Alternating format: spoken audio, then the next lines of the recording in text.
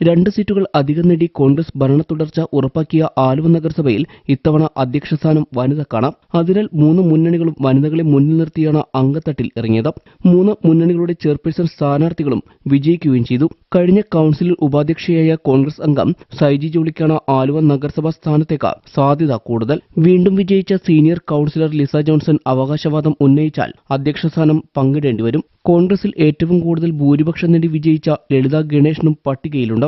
എന്നാൽ ഉപാധ്യക്ഷ സ്ഥാനത്തിനു വേണ്ടി പുരുഷന്മാർ ചരടുവലികൾ ആരംഭിച്ചിട്ടുണ്ട്. ആലുവ മണ്ഡലം പ്രസിഡന്റ് കൂടിയായിരുന്ന ഫാസിൽ ഹുസൈനാണ് സ്വാഭാവിക മുൻതൂക്കം. പാർട്ടിയിലെ സീനിയോറിറ്റി പ്രകാരം പി ജെയിംസും തൊട്ടുപിന്നിലുണ്ട്. രണ്ടാമതും വിജയിച്ച ജെയ്സൺ പീറ്റർ അവകാശവാദം ഉന്നയിക്കാനിടയുണ്ട്. AI ഗ്രൂപ്പ് സമവാക്യം നോക്കിയാണ് പലപ്പോഴും സമവായം വരാറുള്ളതെങ്കിലും ഇത്തവണ ഗ്രൂപ്പ് പരിഗണന നോക്കാതെയാണ് സ്ഥാനാർത്ഥികളെ തിരഞ്ഞെടുത്തത്. പുതുമുഖത്തെ പരിഗണിച്ചാൽ മുൻ നഗരസഭാ ചെയർമാനും വിജയശില്പിയുമായ MO ജോണിന്റെ സഹോദരൻ MO ജെറാൾഡിനും സാധ്യതയുണ്ട്.